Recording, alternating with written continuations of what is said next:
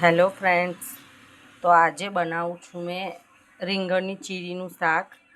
જો સુરતનું છે અને એકદમ તીખું તમતમતું છે. ખબર નહીં એવી રીતે બને છે કે નહીં, તો બનાવીને જરૂરથી આપણે ટ્રાય કરીએ કે સુરત જેવી રીંગણની ચીરીઓનું શાક બને છે કે નહીં. તો એના માટે આપણે રીંગણ આવી રીતે સમારી લીધા છે. એના ડીટા સાથે જ રાખવાના છે આવી રીતે. અને એમાં તેલ મૂકી દીધું છે. એમાં આપણે રાઈ અને જીરું નાખી દઈશું.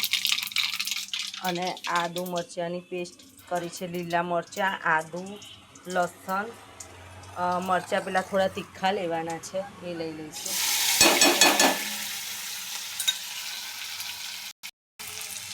તો આવી રીતે આદુ મરચાં લસણની પેસ્ટ નાખી દીધી છે. એને સારી રીતે આવી રીતે સાતળી લઈશું. આ શાક લાલ નથી થવાનું, લીલું થવાનું છે. સુરતનું છે એટલે. મેં એકવાર ખાધેલું છે તો એકદમ ટેસ્ટી લાગ્યું મને, એટલે મેં મારા ઘરે પણ બનાવીને જોઉં છું કે એવી રીતે બને છે કે નહીં. હવે થોડી હિંગ અંદર નાખી દઈશું.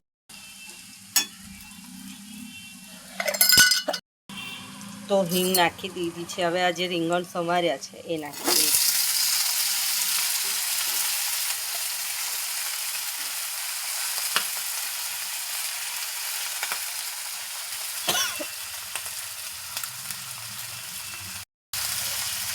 થોડી હળદર નાખી દઈશું.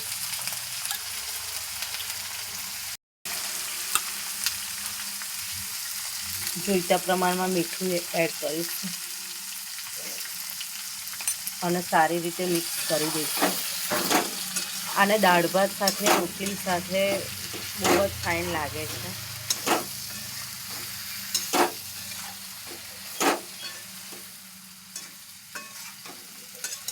બરાબર મિક્સ થઈ ગયું છે. ઢાંકીને થોડી વાર થવા દઈશું.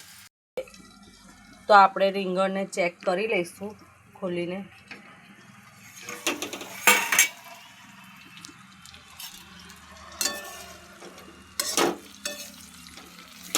અને આના માટે છે ને ગુલાબી જ રીંગણ લેવાના છે. બીજા રીંગણ લેશો તો જલ્દી ચડશે નહીં. આ એકદમ ફટાફટ ચડી જાય છે. હવે થોડું ફાસ્ટ ગેસ પર આપણે એને થવા દઈશું. એકદમ ઓગાળી નથી દેવાના, આવી રીતે આખા જ રાખવાના છે. અને થોડા ક્રિસ્પી ક્રન્ચી જેવા રાખવાના છે.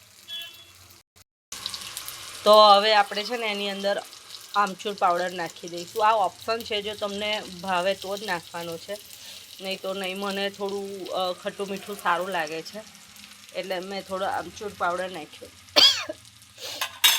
થોડું લાલ મરચું પાવડર નાખીશું,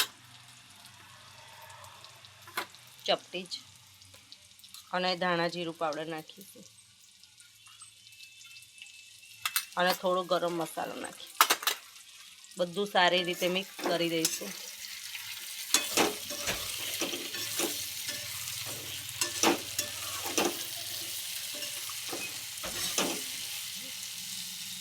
તો આવી રીતે મિક્સ કરી દીધું છે. અને હવે આપણે ઉપરથી લીલા ધાણા નાખી દઈશું.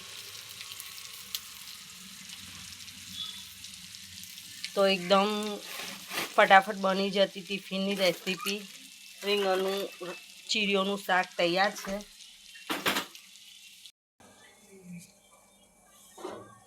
તો આવી રીતે રીંગણનું શાક પણ તૈયાર છે. અને નાસ્તા માટે આ સરેગવાની સિંગ પણ એકદમ કોરી બનાવી છે, એ પણ રેડી છે.